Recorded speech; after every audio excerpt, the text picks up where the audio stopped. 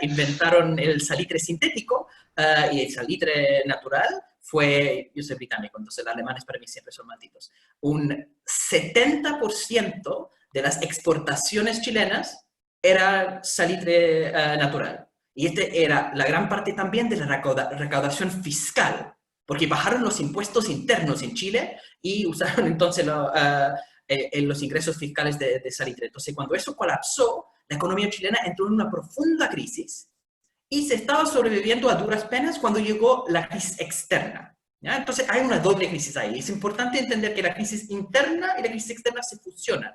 Y algo similar está pasando ahora en este momento, porque ya estuvimos en crisis con el tema del estallido, con los altísimos niveles de desigualdad, que ya hicieron una crisis en la economía productiva, y a eso se suma el tema de la crisis de COVID.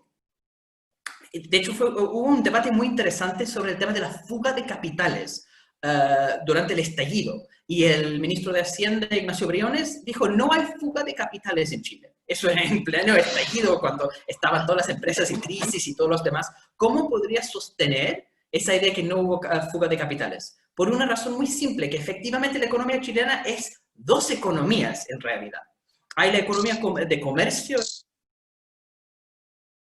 interno,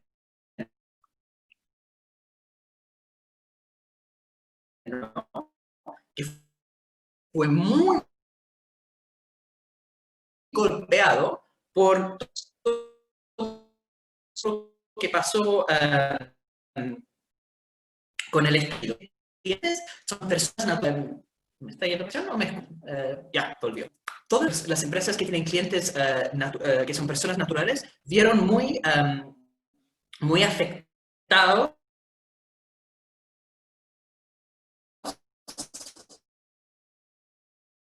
durante el estallido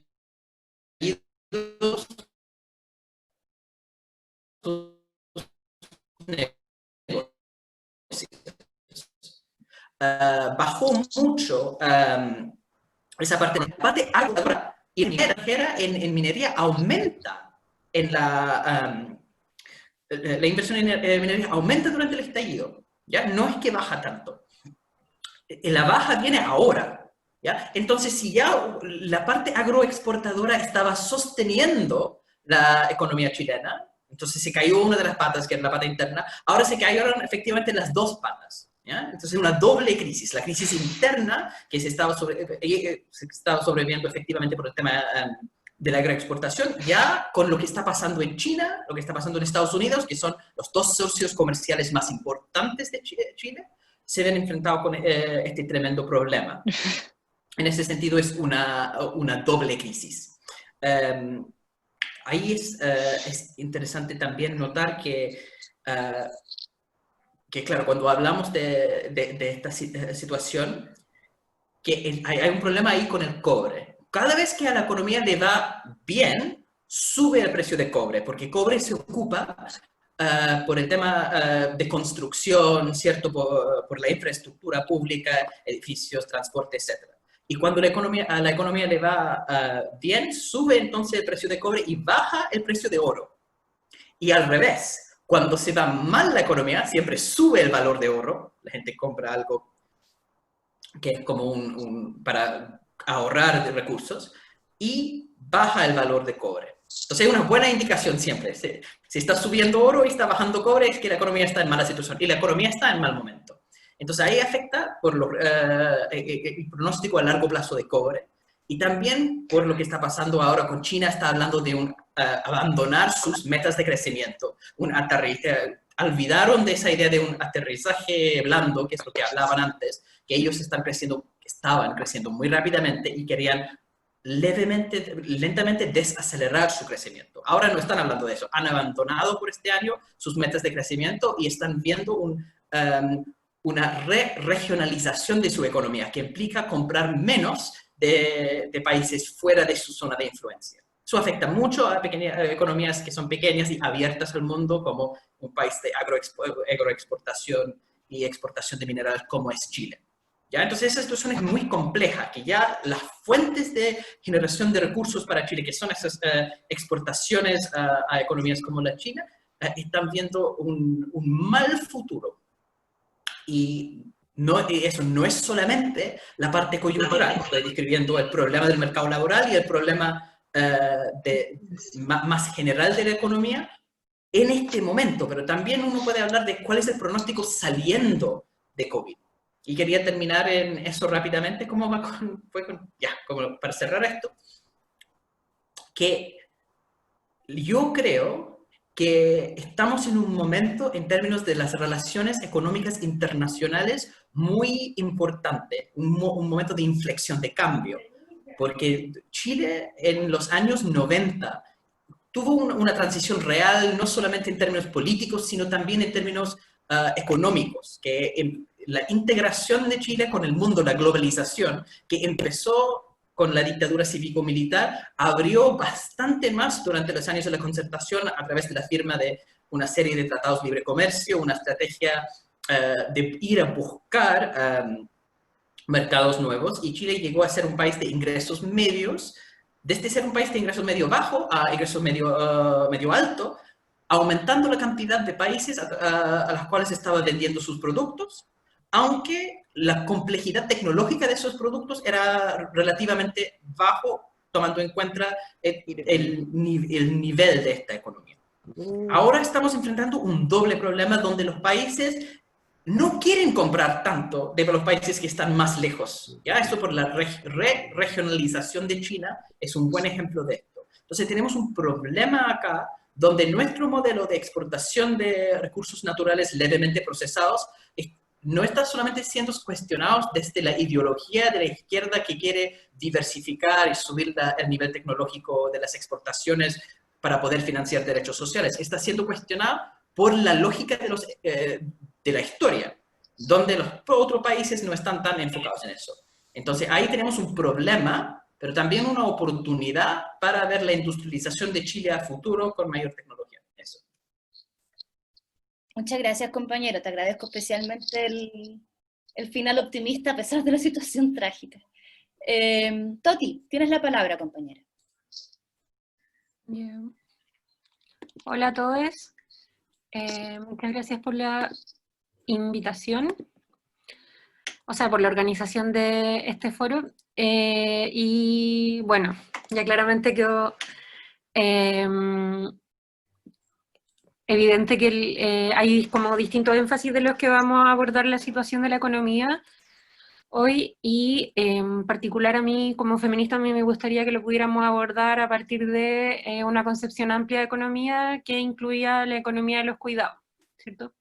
Y el trabajo doméstico y de cuidados. ¿Por qué lo digo? Porque tradicionalmente no se considera aquella cuestión ni dentro de lo que consideramos trabajo, ni de lo que consideramos tampoco producción de valor, ni organización social del bienestar o de los recursos, ¿cierto?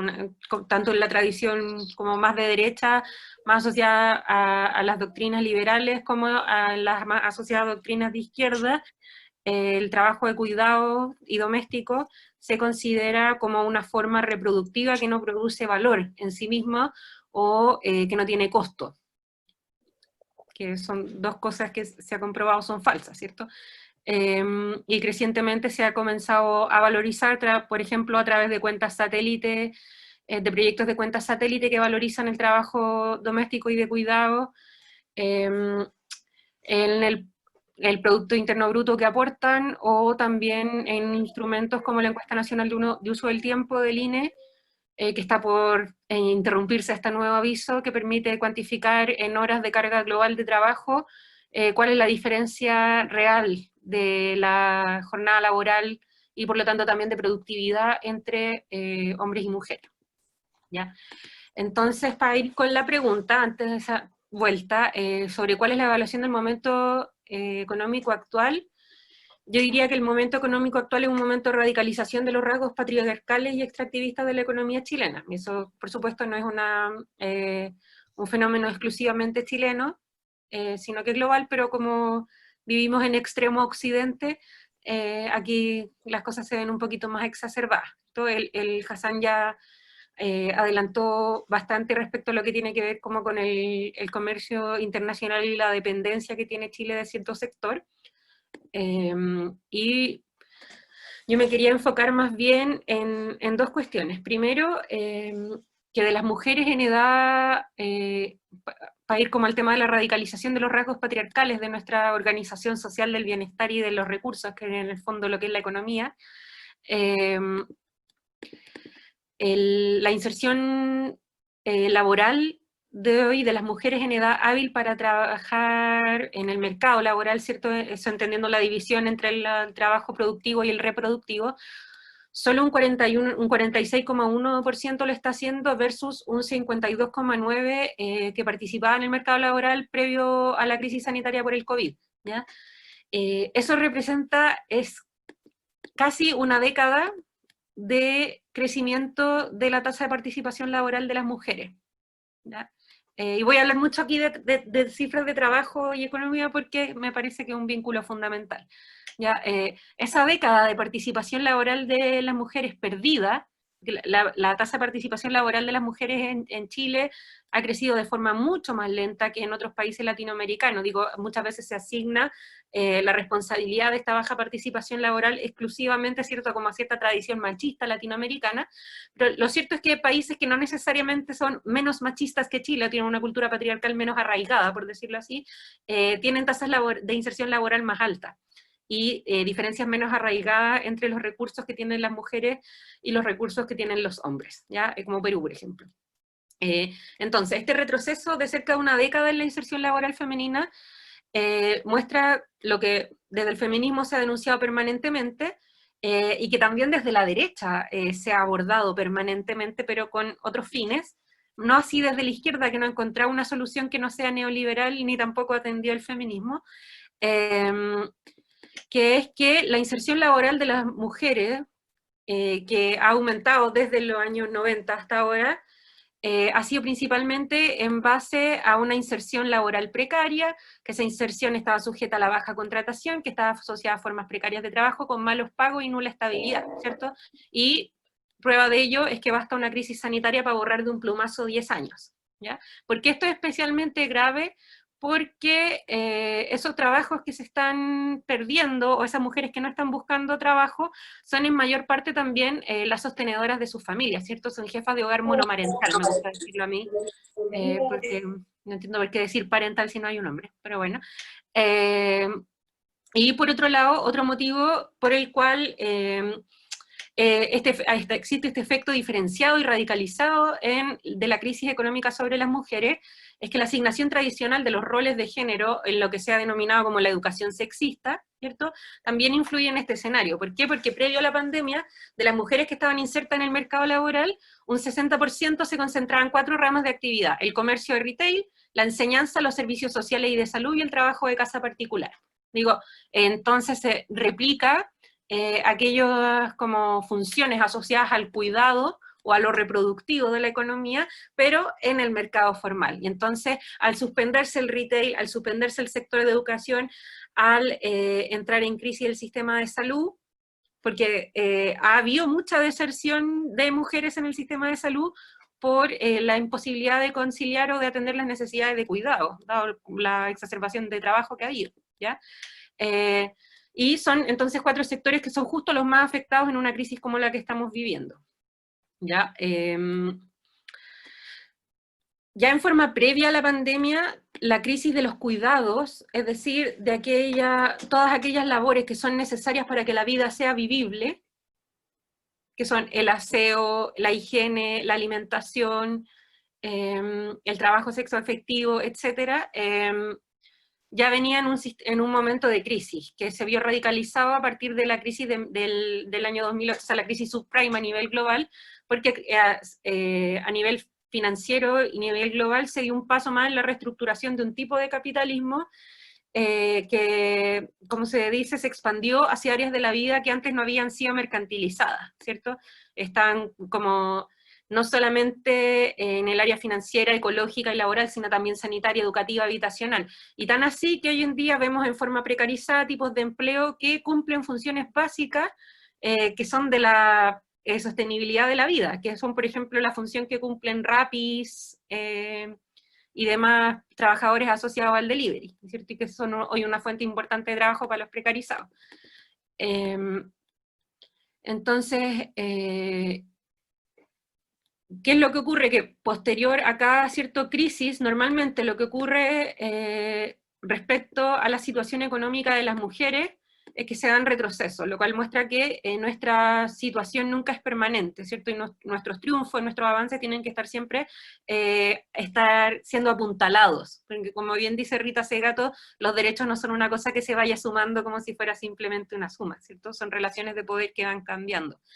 Y en ese sentido, por ejemplo, los mayores momentos de inserción laboral femenina han sido siempre barridos por procesos de crisis. Por ejemplo, el fin de la crisis posguerra a mediados del siglo XX, luego la crisis que produce los mayores ajustes neoliberales cerca de los años 70 y 80, y ahora la crisis subprime y este largo ciclo que no sabemos cuándo va a terminar, que tiene que ver con la crisis COVID, ¿ya? Entonces, ¿cuál es la situación económica en específico de las mujeres? Primero, una radicalización de los rasgos patriarcales asociados a la pobreza, a lo que se conoce como la feminización de la pobreza, por esta división sexuada como de roles en el mercado laboral, y por el otro lado, una agudización de las dificultades que las mujeres que sí tienen posibilidad de estar en el mercado laboral formal, de las dificultades que enfrentan. No sé si la Paula está poniendo cara, no sé cuánto tiempo me queda. Justo un minuto. Ups, ya, y en ese sentido, lo que enfrentamos más bien es que por primera vez en la historia vamos a enfrentar esa crisis con conocimiento, instrumentos claros que permiten cuantificar cuál es el impacto de esa crisis en las mujeres, porque eso solo se ha hecho de manera arqueológica, casi, ¿cierto? Recién salen los papers sobre el impacto de esas crisis 20 años después, cuando las mujeres que vivieron esas situaciones logran producir ese conocimiento. Hoy no, y tenemos ese conocimiento, esa cuantificación hecha. Entonces sería realmente inaceptable que como izquierda no supiéramos elaborar los procesos de reconfiguración económica o de resistencia que impidieran una mayor radicalización de la precarización de la vida y de la feminización de la pobreza, que no es un término que me gusta mucho, pero eso.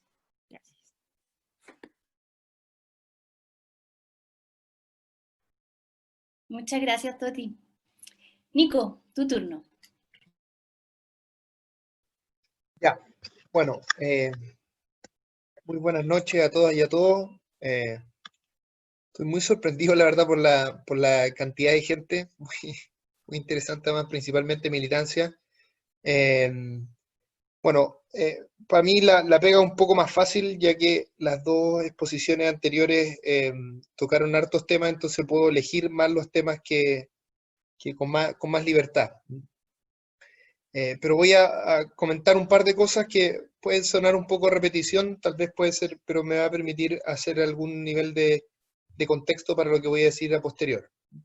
Lo primero es que, tal como se dijo en las dos exposiciones anteriores, esta es una crisis muy importante que pega bueno, tiene distintas dimensiones, pero su expresión tal vez más contundente se ve en el trabajo desde una perspectiva general, tanto el trabajo remunerado como el no remunerado.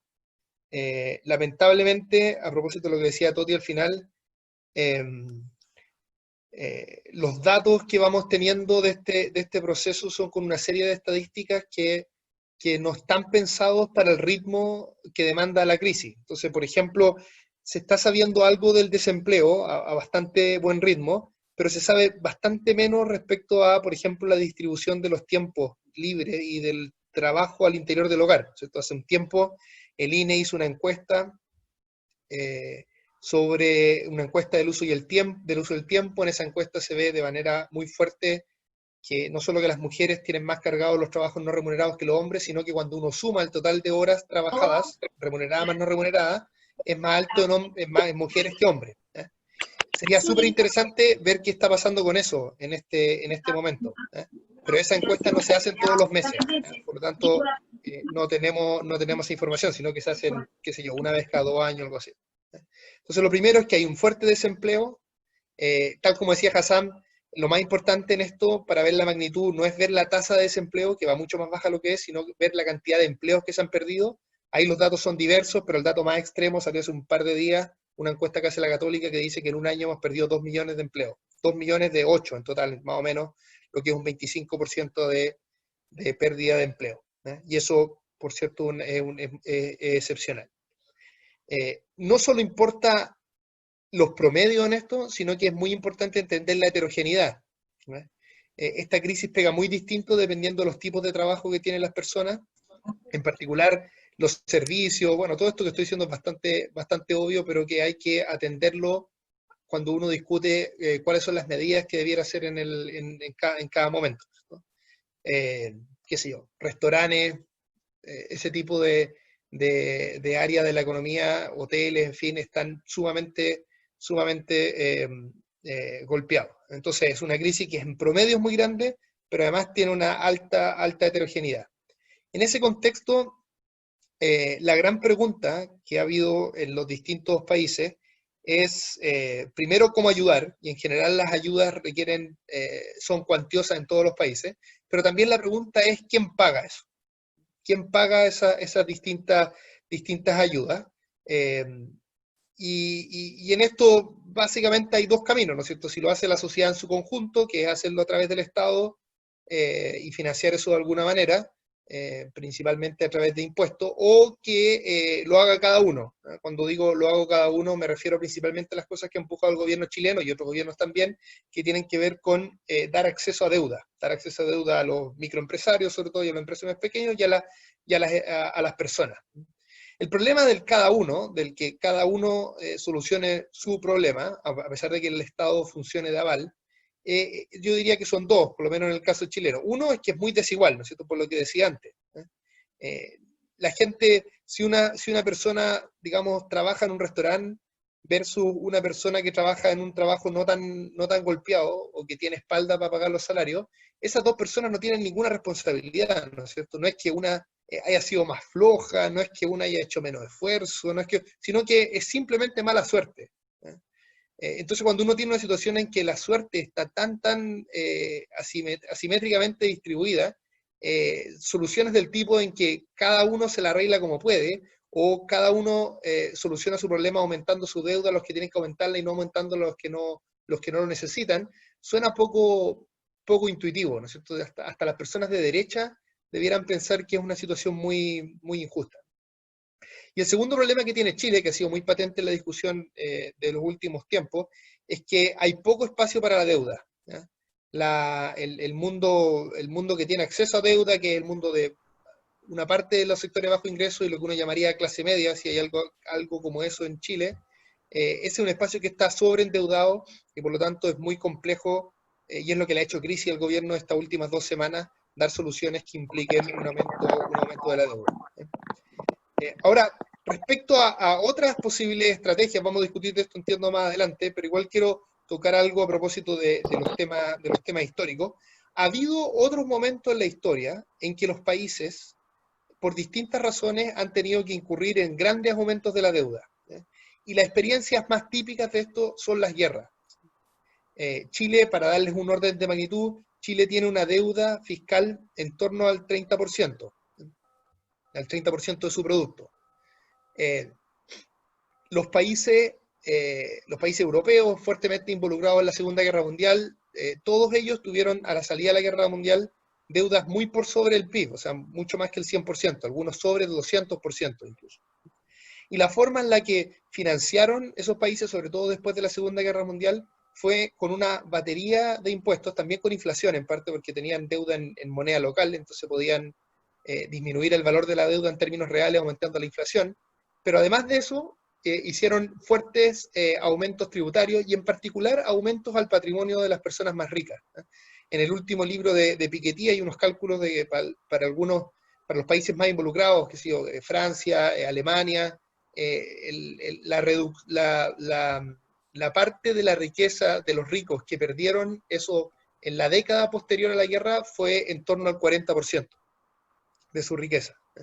Y esto yo lo considero bien interesante, lo vamos a discutir probablemente después con más atención, porque en parte lo que pasó en la experiencia de esos países, principalmente europeos, a la salida de la Segunda Guerra Mundial, fue lo que uno podría pensar, fue desde el punto de vista de la izquierda, dos pájaros de un tiro, porque por un lado permitió financiar lo que había sido la guerra, el símil con nosotros sería permitir financiar la ayuda que se necesita a todas estas personas que simplemente no pueden trabajar, y al mismo tiempo sentó las bases para un desarrollo más inclusivo, más democrático y con más igualdad, que en Europa duró por lo menos unos 30 años. Para todos nosotros, en el mundo de izquierda, ¿no es cierto?, nosotros sabemos que la concentración de riqueza no es solo un problema de que genere ingresos que son disímiles, sino que es, entre otras cosas, y tal vez para nosotros lo más importante, es una fuente muy importante de desigualdad de poder. Entonces, si uno logra, en un contexto como este, distribuir mejor el poder a través de distribuir la riqueza, y de esa manera financiar este tremendo shock negativo que tienen las familias en sus ingresos y en su posibilidad de tener empleo remunerado, es en ese sentido dos pájaros de un tiro, y yo creo que cuando uno mira la historia puede aprender de que eso es posible. Entre otras cosas porque es posible, uno siempre le gustaría hacer impuestos a los más ricos, nosotros de hecho en el último programa del Frente Amplio lo planteamos con mucha intensidad, pero a su vez también es cierto que es difícil lograr esos impuestos. Y son normalmente estos momentos de crisis cuando no hay ninguna otra salida que a veces los gobiernos se abren a cosas de este tipo. Lo que acaba de hacer nuestro partido, ¿no es cierto?, junto con otros sectores del Frente Amplio y en general de la oposición, pero hasta donde yo entiendo, yo no participé en eso, pero hasta donde yo entiendo, muy liderado por nuestro partido, también uno podría considerarlo como dos pájaros de un tiro, en el sentido de esta idea, ¿no es cierto?, de retirar fondos de pensiones, pero como sabemos que eso lo están pagando los trabajadores, y las y los trabajadores, también exigir a través de la ley, exigir que se arme un fondo público que inaugure la seguridad social en Chile, o que sea como un primer indicio en términos institucionales de un nuevo sistema de pensiones. Eso también me parece a mí una forma de tomar esta crisis como dos pájaros de un tiro, en el sentido de buscar algo que aliviane la situación financiera de los hogares, y al mismo tiempo tratar de hacer un avance importante para nuestras ideas. Termino, no sé, no veo la pola, entonces no sé cuánto me queda. Te queda justo un minuto, Nico. Ya, entonces en este último minuto digo que otra cosa que me parece importante señalar acá es que las crisis de este tipo, cuando destruyen tantos trabajos y generan tantos problemas en la vida de las personas, no solo son un problema de corto plazo, ¿cierto? No es que se encuentra la vacuna y entonces de ahí en adelante nuestra vida vuelve a ser tal como era antes, con lo bueno o malo que puede sonar eso, sino que estas crisis tienen una serie de mecanismos para perpetuarse en el tiempo. Hay mucha inercia. Entre otras cosas, la deuda es una de ellas, de las familias, pero también hay que entender que cuando una persona está trabajando en una empresa o en distintos tipos de trabajo, esa unión entre trabajo y empresa es una unión que toma mucho tiempo, y normalmente es una unión que tiene ciertas virtudes, ¿ya? Cuando se destruyen esos trabajos, también se destruye productividad en el fondo. Eso le va a tomar mucho tiempo a la economía, a reencontrarse las personas que estaban trabajando en un lugar versus en otro. Tal vez las personas por su susto y por no tener recursos van a tomar peores trabajos de los que tenían antes, van a tomar el primero que salga. Y esa destrucción productiva también es un problema muy grande para la economía, y es por lo que muchos han tratado, en muchos otros países, de que no se destruyan empleos. Financiar esos empleos con el Estado y permitir que no se destruyan. Y Chile eso lo ha hecho muy mal, porque a pesar de esta ley de producción de empleo, que bueno, tenemos muchas críticas a ella, además de las críticas que le tenemos, no logró proteger los empleos porque se han perdido, como comentaba al principio de la exposición, dependiendo de los datos, entre 1,5 millones y 2 millones de empleos en Chile. Entonces eso va a ser un problema también a largo plazo, porque Chile ha enfrentado muy mal en términos económicos la crisis si uno se compara con otros países. Muchas gracias, Nico. Nos están llegando preguntas. Yo tengo una segunda ronda de preguntas que en esta vuelta quería aprovecharme de lo que señaló el Nico, del dos pájaros de un tiro o de una doble estocada, como ustedes sabrán, y agradecemos los 83 compis que están escuchándonos. Nuestro partido presentó una indicación a un proyecto que ya existía, de retiro de fondos de AFP, pero lo que hizo nuestro partido fue presentar una indicación que presentaba un fondo solidario para hacer un primer apronte de transición institucional desde el sistema de AFP a otro sistema. Y es por eso que hoy día Briones sale en ese tenor a hablar de las vocerías de nuestro partido, ¿no? Porque él detectó que esto no es solamente un retiro, que no nos gusta como política pública por varias razones, sino que además había una suerte de amenaza al modelo. Y quería plantearles que, bueno, como ustedes sabrán, prontamente en Chile vamos a tener una discusión que va a operar en dos planos. Por un lado, el plano constituyente, donde todos y todas estamos convocados a participar. Y por otro lado, la disputa de los espacios democráticos que se van a abrir en las elecciones. Y hay muchos compañeros que incluso están en esta sesión que van a disputar esos espacios. Entonces les quiero preguntar a los tres, de cada uno de sus tres perspectivas y desde lo que se sienta cómodo proponiendo, ¿qué tenemos que ir a disputar a esos espacios? Porque yo estoy escuchando que aquí hay, no se consiguió proteger el empleo, que tenemos un problema con el diseño de nuestra matriz productiva, que tenemos una precarización del trabajo que ejercen las mujeres que no está reconocido, no está remunerado y va a ser más castigado de lo que ya estaba. Y les pregunto en esa posición, ¿qué disputamos? ¿Qué prioridades? ¿Por dónde empezamos? Y distinguiendo ojalá esos dos planos. Primero la disputa constituyente que nos convoca a todos en razón de militantes, y luego la disputa por los escaños democráticos que se abren, que desde la presidencia hasta las gobernaciones regionales, y en ese sentido, ¿qué programa piensan que deberíamos imponer? Agrego un par de preguntas que han llegado, si es que se sientan cómodos respondiéndolas también. Van a tener 7 minutos para hacerse cargo de todo esto, así que elijan aquellas preguntas que ustedes creen que les seduce más responder, pero les voy a leer la que acompaña el compañero Lidio Pérez, que estuvo de cumpleaños. Pregunta: Alemania redujo temporalmente su IVA de 19 a 16%. Algunos países han seguido el ejemplo con buenos y malos resultados. El peor es Colombia, que lo hizo por un día y produjo una ola de consumo suntuario. ¿Les parece viable reducir o suspender el IVA en Chile por un periodo acotado y solo válido para alimentos y medicamentos básicos? Otra pregunta, de Javier Velasco. Hola chiquillos, muchas gracias por sus exposiciones. Para el estrés. Si los liberales a lo largo del mundo ya hablan de un reseteo de la economía, de prosperidad sin crecimiento y de dejar atrás el neoliberalismo, da la impresión que la reforma al modelo y la superación de la desigualdad están quedando dentro del margen de lo posible. ¿Qué cosas creen que debería ofrecer la izquierda para el escenario post-pandémico y la reconstrucción económica? Que es la misma pregunta que le hice yo, pero más elegante. Erika Martínez agrega: pensando a largo plazo, ¿cómo vemos esta oportunidad para instalar nuevas medidas del modelo productivo para superar el extractivismo? Somos varios con esta duda. Y de Gonzalo Yersun: estamos en plena discusión contingente respecto al cambio del sistema de pensiones. Una idea que suele reivindicarse de sectores de izquierda es reinstalar un sistema de reparto o avanzar al menos a uno mixto. Sin embargo, por temas demográficos y por calidad de trabajo se suele plantear la incapacidad de financiar algo de esa envergadura. ¿Qué opinión tienen al respecto? ¿Les parece repetir el orden de las exposiciones con las que partimos? Partiría Hassan, luego seguiría Toti y luego Nico. Tienen 7 minutos. Perdón, ¿cuánto tiempo? No, justo cortó en ese momento. 7. 7, ya. Ya. En términos de la transformación del modelo, porque yo creo que lo que está en el programa de muchos y lo que une el Frente Amplio como coalición es el horizonte a largo plazo de superar el neoliberalismo, ¿no? Yo creo que el neoliberalismo tiene una definición bien precisa. Yo he trabajado harto en eso, en la historia del neoliberalismo, y yo creo que se puede reunir en 3 puntos fundamentales. En la liberalización, que es tanto comercial, donde uno busca bajar aranceles y abrir los aranceles o los impuestos que pagan los exportadores cuando venden afuera, ¿cierto? Bajar aranceles, abrir la economía lo más posible al comercio internacional, la liberalización financiera, donde uno no tiene controles en los flujos de recursos financieros que están entrando y saliendo de los países, la desregulación, que es la reducción en general del control que tiene el Estado sobre las empresas, y la privatización, que hemos visto en el caso de Chile, llevado al extremo de privatizar los derechos sociales, pero también hemos visto la privatización de empresas productivas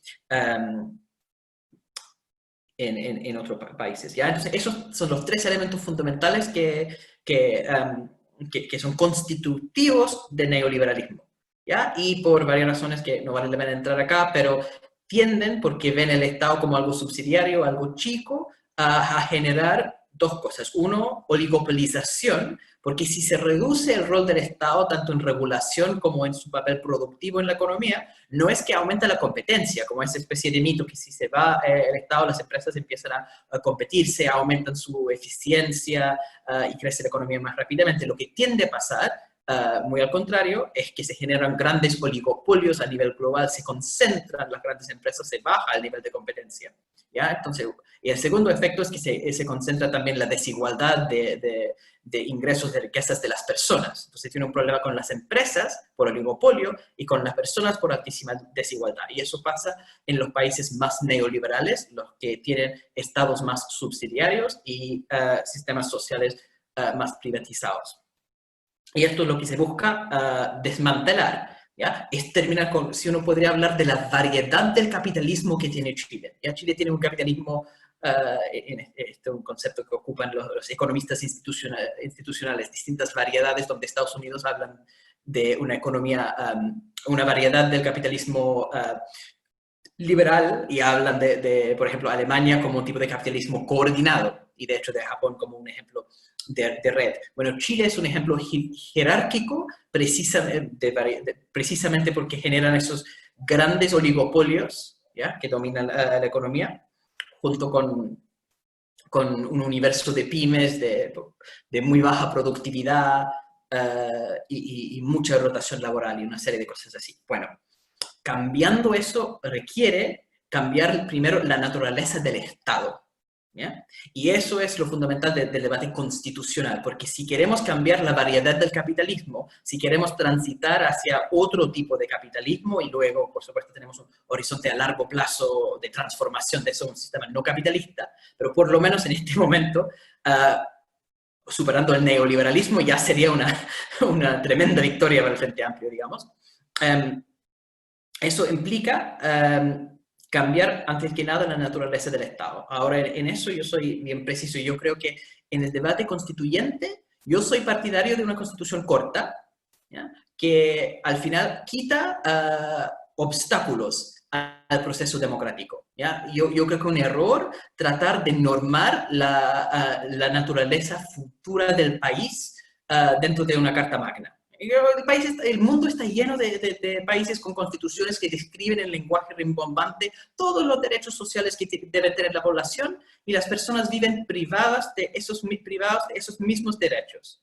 ¿Ya? Entonces yo creo que es mucho más importante no la parte dogmática de la Constitución que habla de todos los derechos, sino la parte orgánica, la parte institucional, que es donde se distribuye el poder. Y ahí es donde hay los primeros obstáculos a la transformación del Estado. Entonces yo creo que en vez de poner, porque la gente piensa que la constitución de Jaime Guzmán, de la dictadura cívico-militar, dice Chile es un país neoliberal con un Estado subsidiario. Entonces el ejercicio es sacar eso y poner Chile es un país de derechos sociales. No es así, ni la palabra neoliberal ni la palabra subsidiario está en la constitución ni siquiera. ¿Ya? Porque es más bien que durante la dictadura cívico-militar hicieron privatizaciones, hicieron liberalización y desregulación, y luego la constitución funciona no para imponer un tipo de sociedad, sino para frenar los cambios.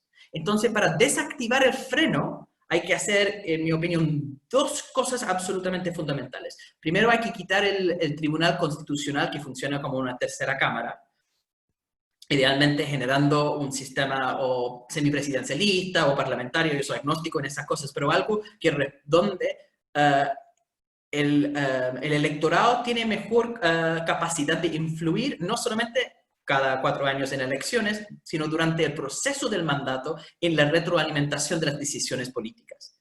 ¿Ya? Y eso cambia la naturaleza del Estado, y al final si uno propone cambiar distintas cosas que no, por ejemplo, en pensiones, en educación, en vivienda, en todas estas cosas, en este momento lo que Atria llama la tercera cámara puede simplemente deshacer esas leyes. Entonces lo que hay que hacer es reconstruir la estructura del Estado para hacerlo más sensible a las demandas ciudadanas, y también quitar esos resabios de la dictadura que funcionan efectivamente bloqueando los cambios. Eso yo he hablado también de los tratados de libre comercio que incluyen arbitraje internacional asimétrico como una cuarta cámara. Porque, por ejemplo, si uno cambia el tema de las pensiones, ¿ya? Cualquier cambio en las cotizaciones a futuro podría ser un problema, puesto que tenemos un sistema que constitucionalmente, ahí se puede debatir como derogando el decreto ley 3500, que es solamente con quórum calificado, ¿ya? Con una mayoría absoluta de los diputados, se podría hacer ese cambio.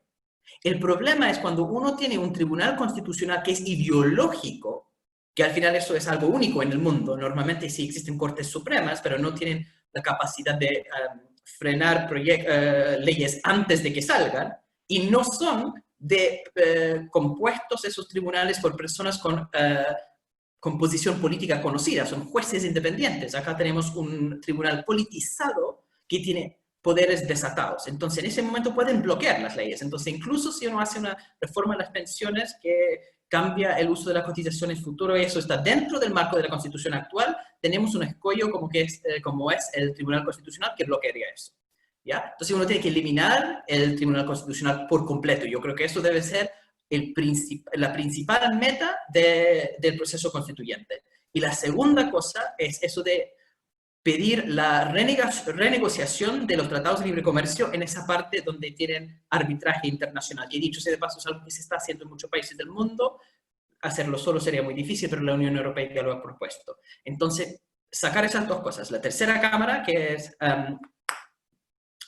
el Tribunal Constitucional, y la cuarta cámara, que son esos tribunales de arbitraje, permitiría la democratización del Estado. Y ahí, democratizando el Estado, uno podría hacer las reformas tipo cambio para un sistema de seguridad social, cambiando el sistema de impuestos, subiéndolos de forma importante. Se trató de hacer durante la nueva mayoría y terminó con amenazas de ser inconstitucionales. O sea, ahí salen una serie de leyes generales que no se podrían haber hecho antes por esas amenazas constantes de inconstitucionalidad.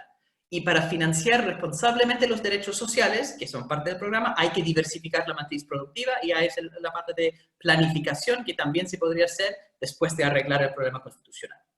Eso, perdón, es como bien muchas cosas muy rápidamente, pero eso es la idea general. Muchas gracias, compañero. Me encantó la idea de la cuarta cámara de los tratados internacionales, te la voy a robar. Toti, tu turno. Ándale. Después de todo lo que dijo el Hassan, está complicado, ya.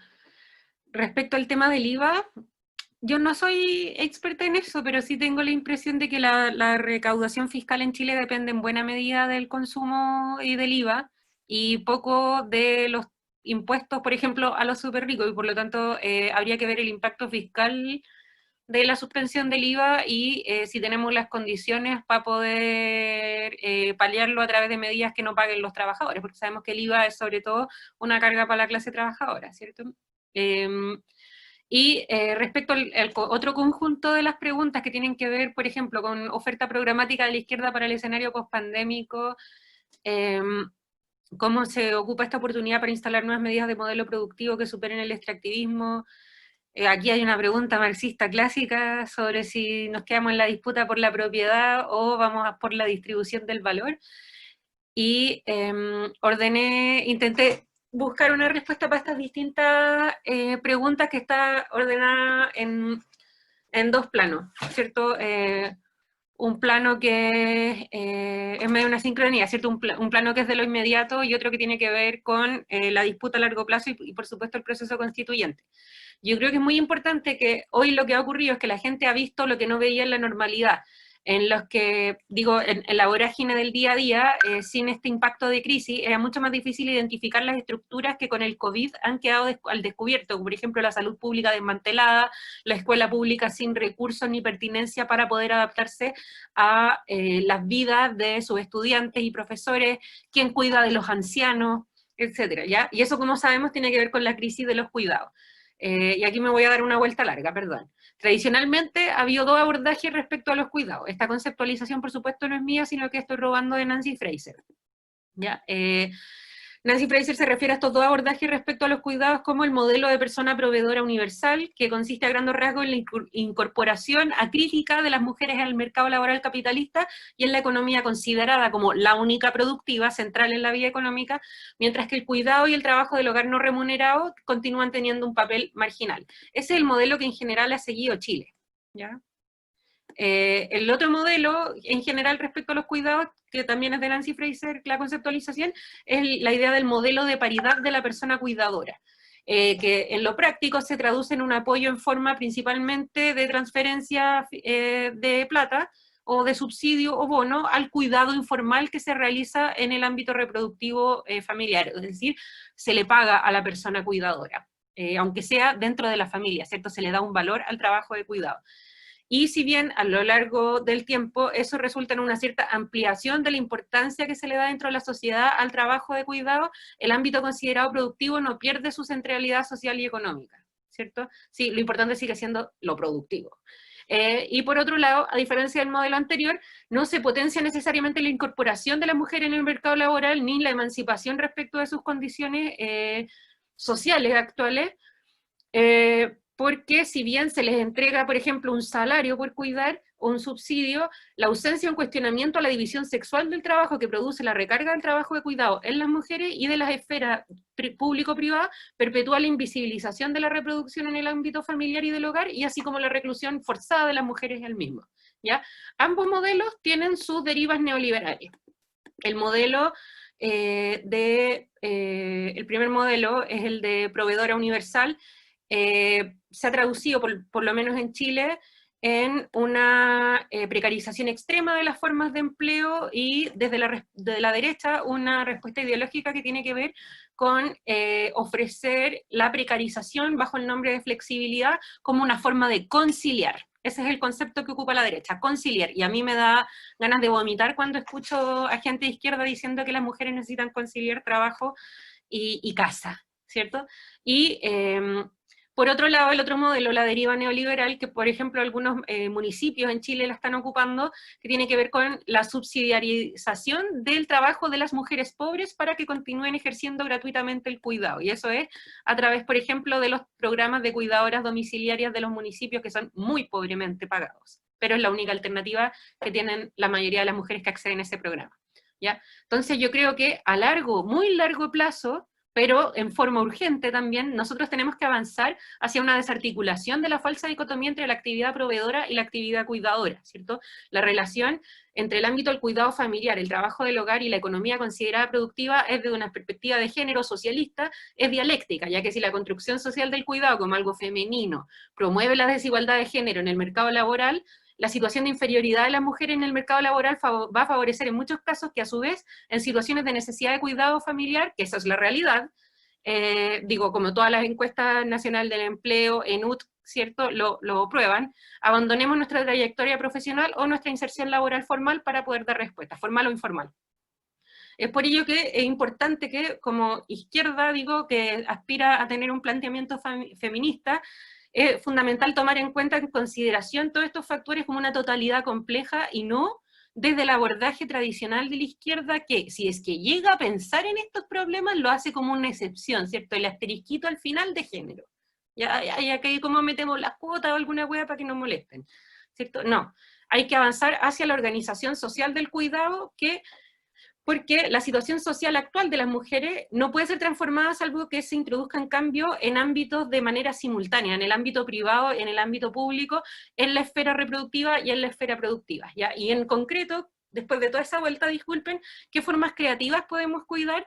Yo creo que a nivel constitucional, y las que me conocen saben, para que cachen el nivel de importancia que le doy, yo creo que a nivel constitucional, ir por la subsidiariedad es para las feministas algo tan importante como ir por la liberación de nuestros derechos sociales, sexuales y reproductivos, ¿ya?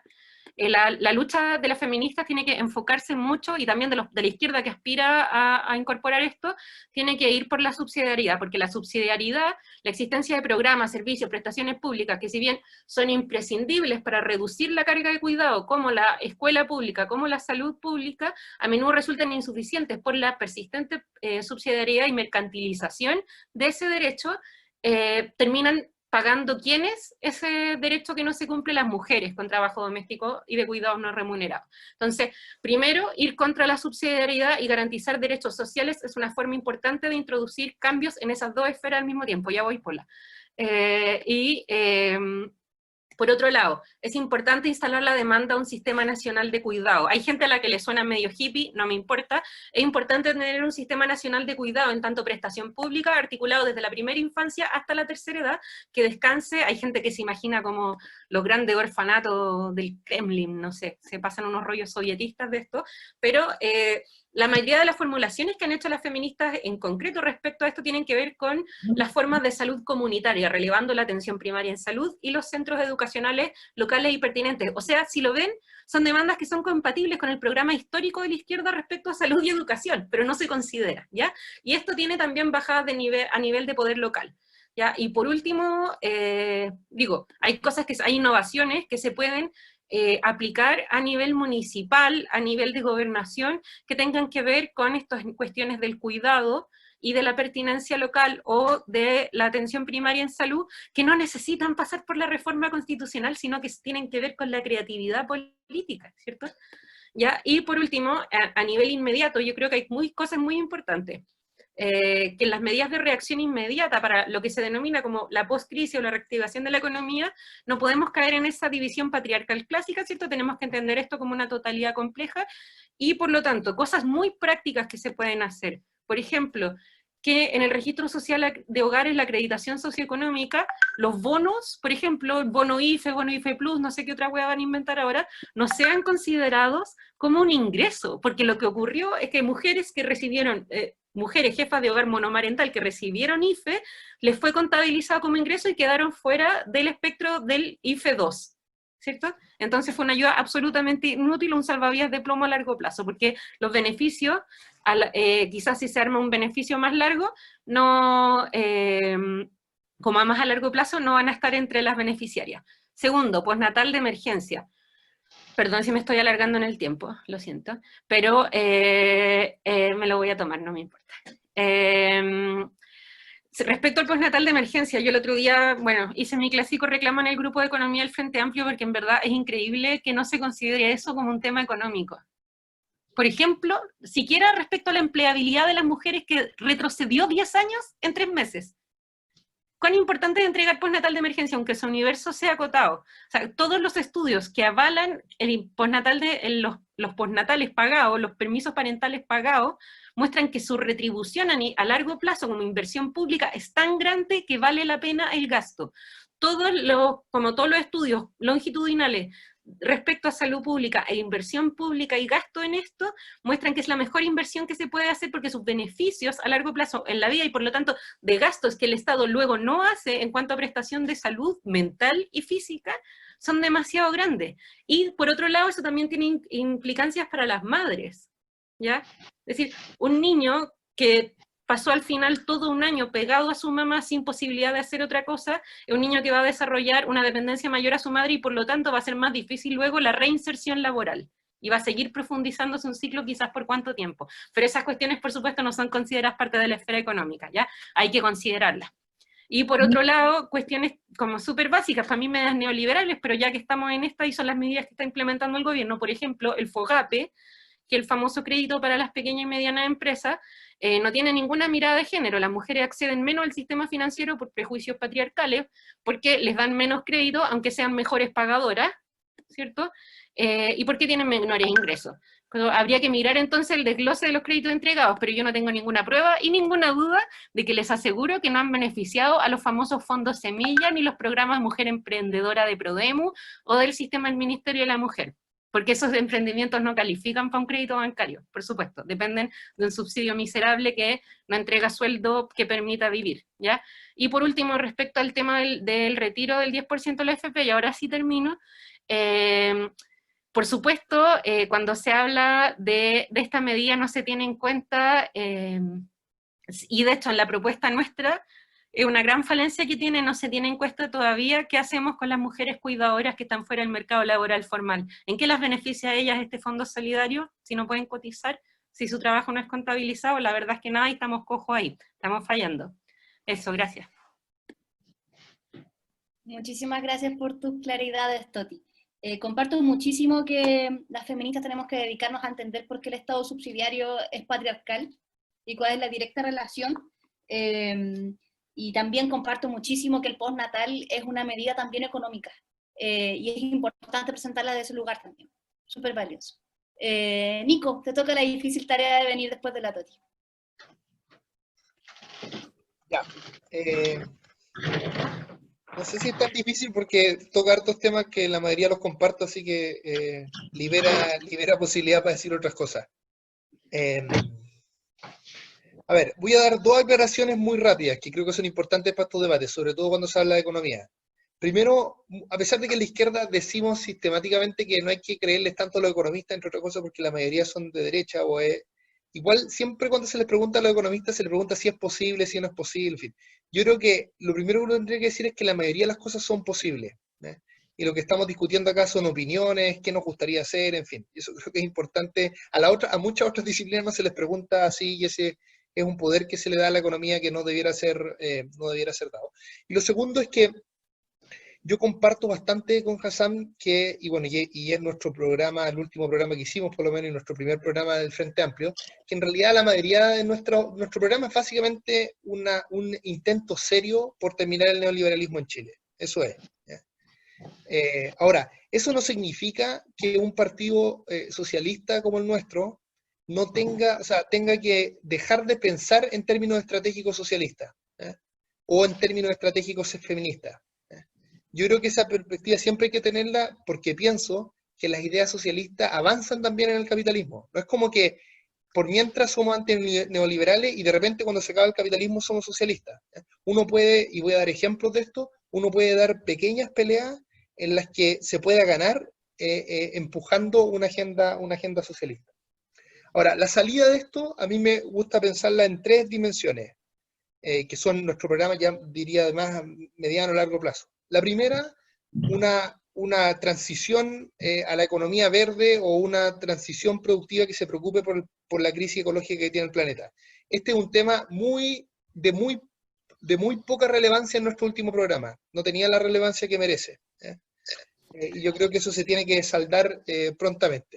Lo segundo que estaba muy presente en nuestro programa es todo el tema de seguridad social, en términos generales, donde entran algunas de las cosas que habló Toti, otras que ella dijo entran en otras discusiones, pero muchas de ellas entran ahí en seguridad social, y una última respecto a la distribución del poder y de los ingresos. Y voy a hablar rápidamente de cada una de ellas dando algunos ejemplos.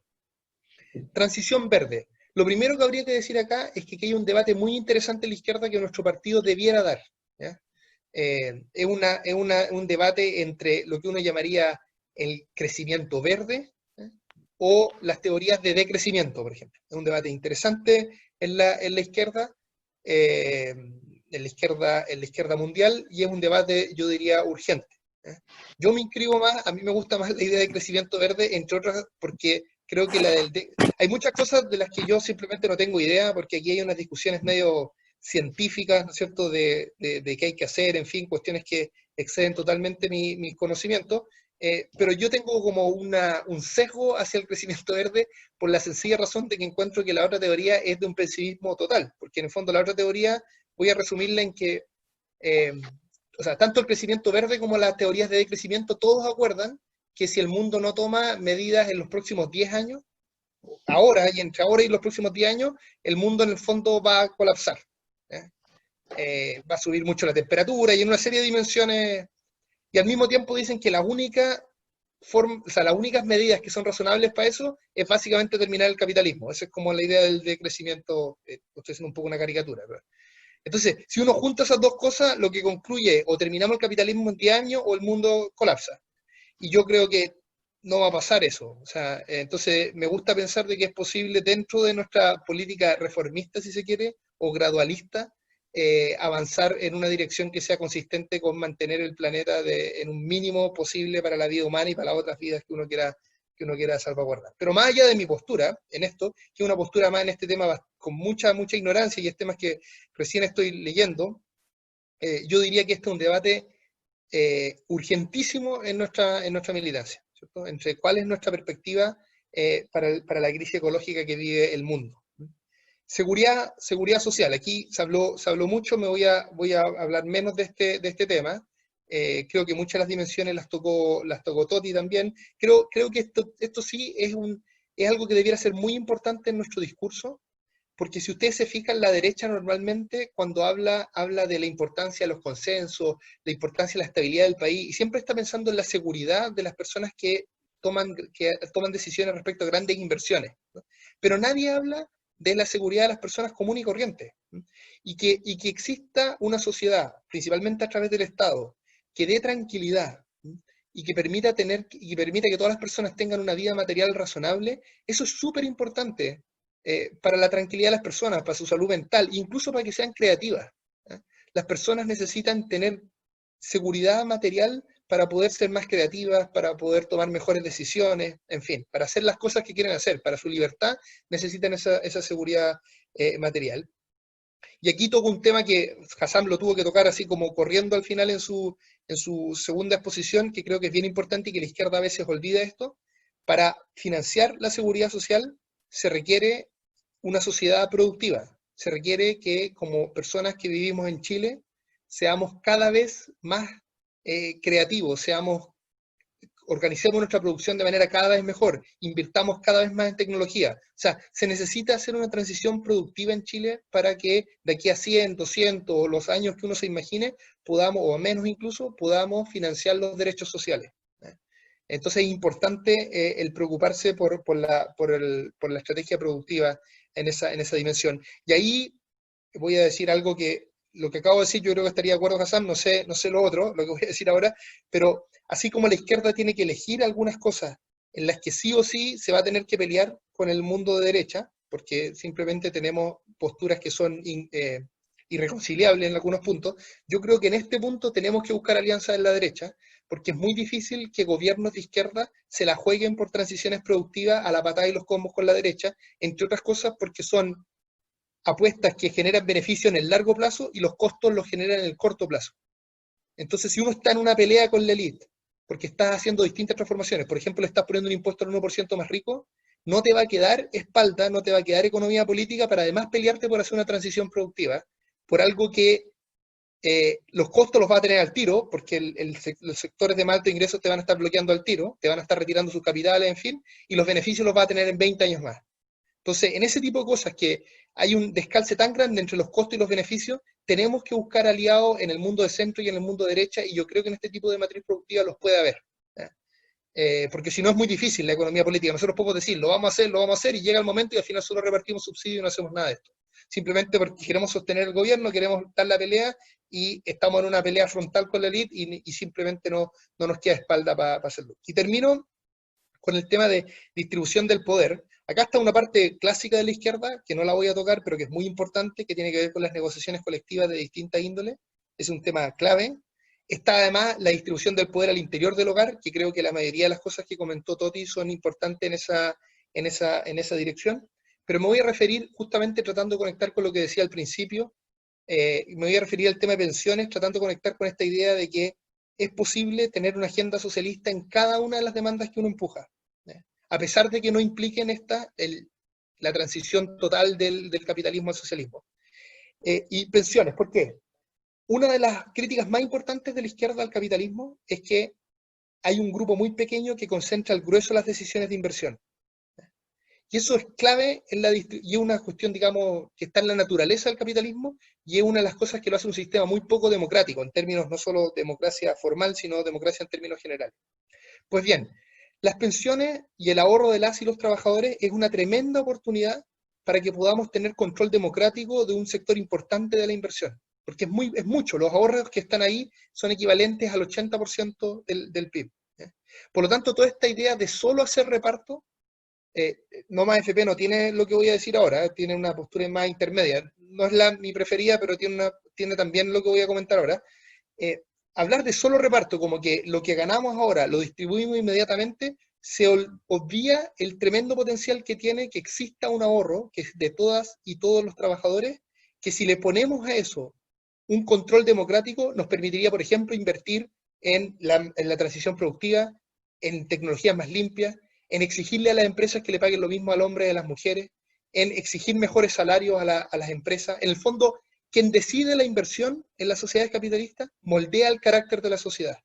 Por lo tanto, un control democrático sobre las decisiones de inversión a través de la AFP es un tema clave desde una desde una perspectiva socialista. Y termino diciendo, a propósito de lo que decía Toti al final, el tema pensiones y mujer. Yo creo que este es un tema clave. Como comentaba al principio, según los estudios de uso del tiempo, las mujeres trabajan más tiempo que los hombres en Chile, cuando uno suma trabajo remunerado y no remunerado. Y sin embargo, reciben estructuralmente menos pensiones. Y esto ni siquiera se resuelve en los esquemas de reparto estándar, porque todos los esquemas de pensiones que se han utilizado hasta ahora, incluyendo los de reparto, al final lo que uno recibe es en proporción a los ingresos que tuvo en términos laborales. Esa cuestión, la relación entre ingresos laborales y pensiones, es una cuestión que si uno se toma en serio, las lógicas feministas debiera ponerse en duda. Entonces, este es un tema que yo creo que es clave y que nosotros hemos empujado, a mi modo de ver, todavía poco en términos de partido, porque además yo estoy seguro que en 10, 20, 30 años no va a ser éticamente sostenible que las mujeres reciban estructuralmente menos pensiones que los hombres. No va a ser, nadie va a poder defender eso en la tele, en ningún lugar. Porque todos entienden que las mujeres trabajan o más o igual que los hombres. Entonces no es indefendible que en términos estructurales reciban sistemáticamente menos pensiones, y yo creo que esta es una hebra que nosotros podemos aprovechar también para cuestionar el sistema de pensiones.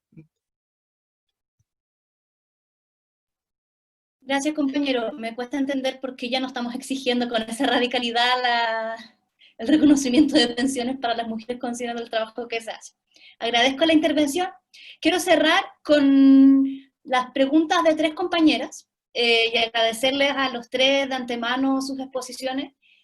A toda la audiencia que nos está escuchando, tengo las buenas noticias de contarle que los 3 compañeros que compartieron sus reflexiones aquí son militantes del partido, que ustedes pueden llegar a trabajar, reflexionar y construir propuestas con ellos con mucha facilidad.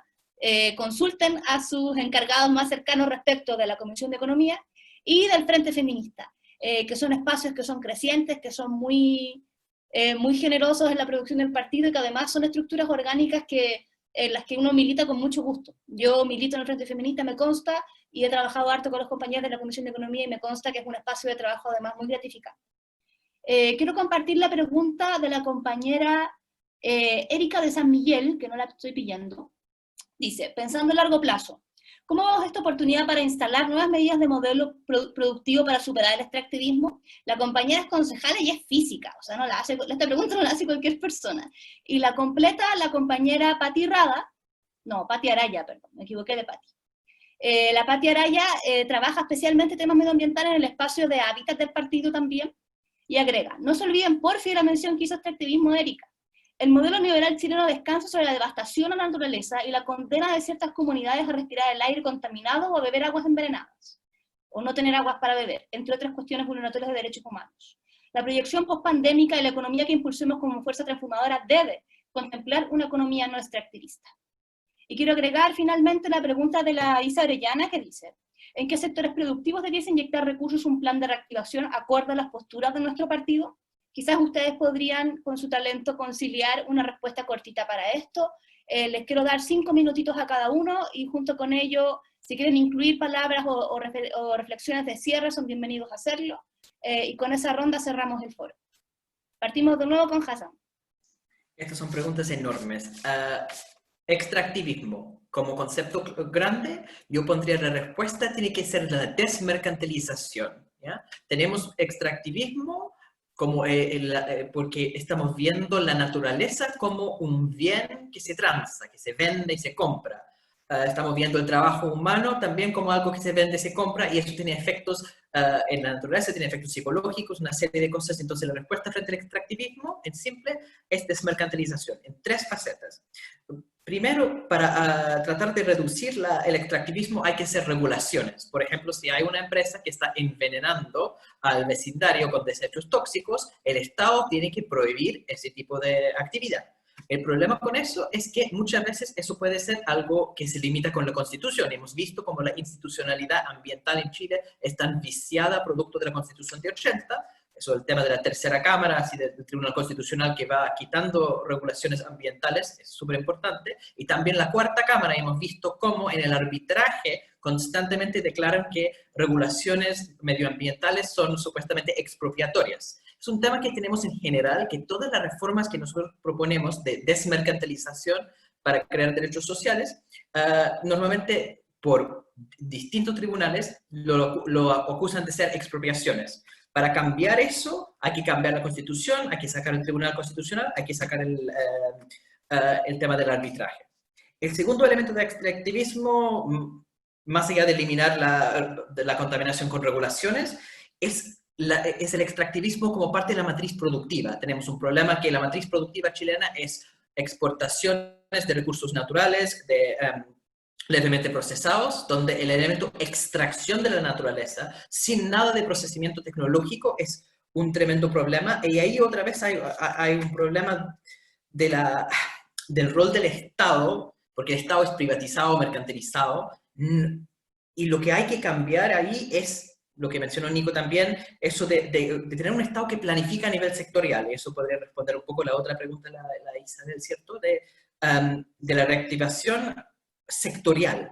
Ahí el Estado chileno tiene que poner las fichas en algo. Yo discrepo un poco acerca de la posibilidad de llegar a un punto de acuerdo con los empresarios locales, por una razón muy simple, que son súper ideológicos, que ni siquiera les importa mucho sus utilidades, son capaces incluso de ir en contra de sus intereses económicos de mediano plazo, con tal de sacar un gobierno del nivel ideológico que no les gusta. Porque un empresario a nivel chileno se obsesiona con tener poder en Chile.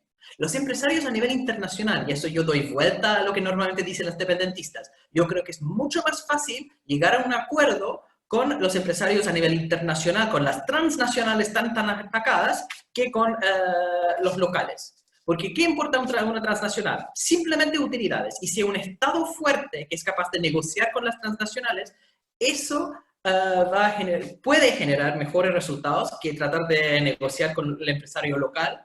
En eso yo soy muy optimista con el tema de la guerra comercial entre China y Estados Unidos, no porque creo que los chinos son unos blancos palomas, sino porque hay competencia entre los dos poderes hegemónicos. Entonces ahí, por la misma lógica que un monopolio da pocas posibilidades de poder para el comprador, la misma cosa pasa en esa situación de poder unipolar.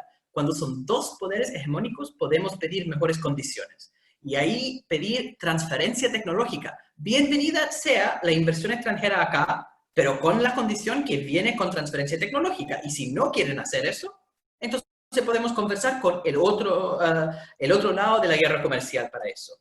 Y yo en ese sentido pienso mucho en el sector litio, que es la gran contribución que podría hacer Chile al tema de cambio climático, porque si Chile desaparece del mapa, o sea que no tenemos PIB nada, no estamos produciendo, vamos a todos morir de hambre, no afectamos en absolutamente nada al cambio climático porque este país es súper chiquitito. Pero si podemos lograr tener incidencia en la electromovilidad a través de una industrialización del sector litio con baterías de litio en el norte, podríamos tener un impacto súper importante en lo que es el segundo productor más importante de gases del efecto invernadero. Ahí, como yo creo que poner las fichas, y ahí hay que negociar con las transnacionales que tienen la tecnología de producción de baterías de litio, porque no es suficiente decir, acá hay litio, vamos a construir baterías. Es como decir, acá hay aluminio, vamos a construir aviones. No es tan fácil. Pero hay empresas transnacionales que tienen esa tecnología, que están dispuestos para poder tener acceso a ese mineral, negociar con nosotros y pasar transferencia tecnológica. Lo que falta en Chile es un Estado que quiere ser socio estratégico con esas transnacionales. Para las transnacionales que han estado metidos en el tema del litio, habrían preferido mucho más tener el Estado chileno como socio que tener a Julio Ponce Lerú, el yerno de Pinochet. Potash, la empresa canadiense que estaba en litio, tuvo que enfrentar juicios en Canadá por lo que se llama el Foreign Corrupt Practices Act, por la corrupción de Ponce Lerú en Chile, llevaron a juicio a Potash en Canadá. No es buena cosa tener los empresarios locales metidos. Entonces, ese cambio de negociar directamente con transnacionales me parece una alternativa al tema local de empresarios locales que puso Nico. Y finalmente, en términos del mismo extractivismo, entonces, una cosa es tener una economía menos extractivista porque hemos subido el nivel tecnológico, no estamos solamente sacando el litio, sino haciendo las baterías. Otra cosa es limitar el extractivismo porque estamos limitando los derechos sociales. Pero la última cosa es el extractivismo como del trabajo humano, y ahí es el horizonte socialista de largo plazo. Y ahí yo creo que las cooperativas son muy importantes, y creo que son fundamental para una ideología socialista, pero quería poner un punto importante, que muchas veces se habla en las cooperativas como un tema de mojigaterismo, como es la solución para todo, y hay que hacer cooperativas en toda la economía. La cooperativa no se crea por decreto desde arriba. sino no es algo que se crea, sino es algo que nace. Y entonces lo que puede hacer desde la política pública es algo bastante limitado, que es dar como las condiciones para que nazcan más cooperativas. Pero ahí lo que es necesario es un cambio de psicología de las personas. No se puede simplemente asignar un grupo, ustedes son una cooperativa. Las relaciones entre esas personas tienen que cambiar psicológicamente en su experiencia cotidiana. Y para hacer ese tipo de transformación, el Estado no puede dirigir todo, sino que puede poner las condiciones. Entonces ahí son los 3 elementos de reducir extractivismo. Más regulaciones de parte del Estado, que incluye regulaciones para desmercantilizar los derechos sociales, y hay que tener mucho cuidado con los límites expropiatorios de la Constitución. 2, en términos de determinar extractivismo a través de la planificación del Estado, donde se diversifica la economía, entonces tiene más tecnología, y hay que ver las relaciones internacionales con China, por ejemplo. Y finalmente con ese tema de cooperativas. Eso serían las 3 respuestas lo más rápido que pude. Perdón por sobreextenderme. Muchas gracias, compañero. Un tema del que yo siempre he querido hincar el diente constitucional es planificación económica del Estado. Creo que ahí estamos también al debe en la reflexión. Toti, tus 5 minutitos. Ya, igual, yo creo que respecto al extractivismo también es necesario un cambio de enfoque en la relación con el medio ambiente. Yo no soy particularmente experta en este tema, pero creo que es importante, por ejemplo, cuando hablamos del litio, entender que no hay como abandonar los tecnochiches, ¿cierto? Así como la fe tecnológica vacía, porque, por ejemplo, el litio explotado exacerbadamente, igual que lo hemos hecho en otras formas de minería, va a destruir el norte de igual forma que el cobre, ¿cierto? Ahí pueden seguir mucho a Cristina Morador en Twitter, una académica de la Universidad de Antofagasta que se ha dedicado a estudiar los salares y el impacto del litio en forma bien clave. Y hablando, como retomando el ejemplo del litio, yo sé que es solo un ejemplo, pero creo que como el ejemplo es más bien a propósito de que es la misma mentalidad, ¿cierto?, de enfocarse en un recurso y sobreexplotarlo hasta que destruye todo lo que está a su alrededor. Pero a propósito de lo mismo, de las oportunidades económicas que ofrece el avance tecnológico, creo que es muy importante pensar lo que está pasando en Bolivia, ¿cierto? Justo hoy, Yanine Áñez, la dictadura de Bolivia, yo no pienso decirle presidenta subrogante o una wea así, perdón, pero Yanine Áñez, la dictadora de Bolivia, le ofreció a Elon Musk, uno de los mayores multimillonarios a nivel global, la explotación de la planta del litio que estaba por inaugurarse antes de que ocurriera el golpe blanco institucional en Bolivia, ¿cierto? ¿Por qué digo esto? Porque me parece muy importante lo que dice el Hassan respecto como a la importancia del multilateralismo, la importancia de reforzar los mecanismos de control democrático del multilateralismo y no solamente su versión neoliberal como son, por ejemplo, los foros económicos, APEC, sino su posibilidad de efectivamente entregar transparencia y rendición de cuentas a nivel global a ese otro poder multilateral que son las multinacionales. Sin eso es bien difícil que podamos conseguir efectos a nivel locales sin terminar repitiendo un guión tristemente conocido en nuestro país, ¿ya? En segundo lugar, respecto como a la cuestión del extractivismo, yo, perdón por estar presionando siempre la misma tecla, pero desde una perspectiva feminista hay cuestiones importantes que decir al respecto. Primero, como desde los más green capitalism hasta las personas que creen en el decrecimiento, están todos de acuerdo de que no es posible un cambio de matriz productiva si no se incorpora a las mujeres en las consideraciones, ¿ya? De hecho, eso es parte de los acuerdos de la última COP, de la anterior a la fracasada que tuvimos, ¿cierto?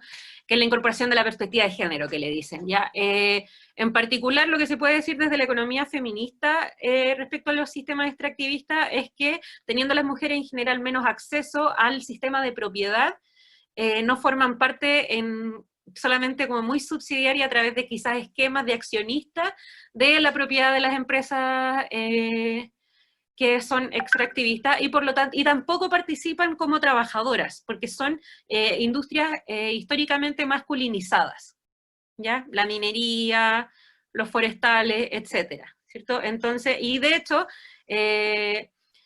incluso hay programas en algunas mineras de incentivar la contratación de mujeres como supervisoras porque se sindicalizan menos, ¿cierto? Los sindicatos lo atribuyen a un conservadurismo natural de las mujeres menos que a su política patriarcal, por ejemplo. Y en ese sentido, también hay una mirada como desde el ecofeminismo, que abandonando las variantes más como hippie esencialistas, que a mí en particular como socialista no me acomodan, respecto como al rol y la conexión que tenemos las mujeres con la naturaleza, que yo no soy de esa bola.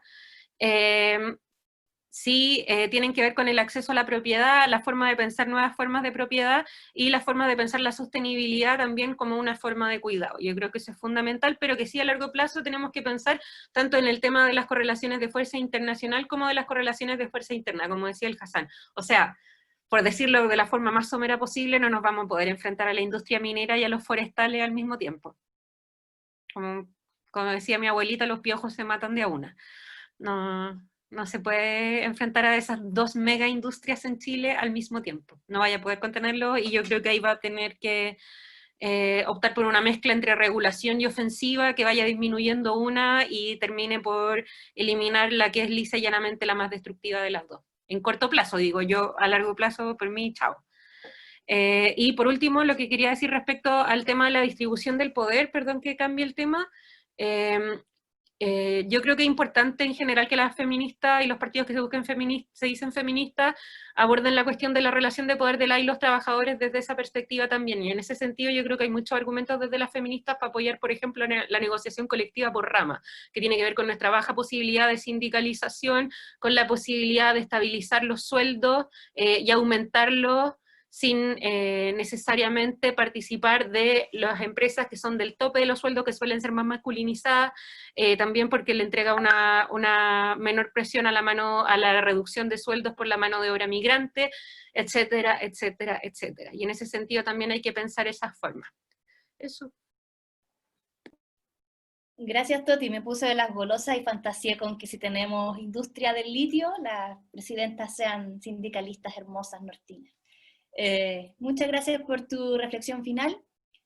Nico. Ya, lo primero, una pregunta que se me pasó antes, pero la tenía anotada, lo del tema del IVA, que lo había tocado la Toti también, del IVA diferenciado. Esto está en nuestro programa, en el programa del Frente Amplio, la idea de IVA diferenciado. A mí nunca me ha gustado mucho, pero bueno, está en está en nuestro programa. No me gusta, o sea, primero, de nuevo con lo que decía antes, esto es una cosa que se hace mucho en el mundo, ¿ya? Esta cosa de que no se puede hacer IVA diferenciado, que queda la embarrada, un tongo chileno totalmente. En muchos países no hay IVA a bienes básicos, ¿ya? Y también hay otras restricciones. A mí no me gusta por la siguiente razón, porque en Chile tenemos un ingreso fiscal todavía muy bajo, y yo creo que el programa de la izquierda debe ser partir de ahí y que todo lo nuevo sea progresivo, que todo lo nuevo sea impuesto directo o royalty o impuesto al 1%, que fue lo que trató de instalar el programa de muchos, ¿ya? Pero no creo que sea buena idea bajar el IVA, porque es muy difícil compensarlo, que lo dijo muy bien la Toti antes. Pero ahora, insisto, esto está en nuestro programa, así que creo que lo razonable es empujarlo a quienes tengan que empujarlo. Yo simplemente acá estoy dando mi opinión. Hassan pone cara de que no cree que está, pero yo creo que perdí esa discusión en algún minuto, entonces creo que quedó escrito. Yo recuerdo cada una de mis derrotas, que son mucho más que los triunfos, así que lo recuerdo con mucha... desde muy fuerte, en un lugar, mis derrotas tienen un lugar muy importante en mi corazón, así que recuerdo esa derrota totalmente. Segundo, política industrial. Déjeme decir por qué normalmente uno justifica política industrial. ¿Qué significa política industrial? Significa, hacia grandes rasgos, que el Estado tiene algún rol en direccionar hacia dónde va la economía, ya que tiene múltiples mecanismos. Una de las justificaciones que hay de política industrial es que si uno no tiene eso y solo tiene lógicas de mercado, cada uno de los actores del mercado hace las cosas que le son más cercanas o en las que tiene ventajas comparativas estáticas en ese momento del tiempo. Y lamentablemente nuestras ventajas comparativas estáticas son hacer pebre el medio ambiente, destruir comunidades locales y pagar bajos salarios.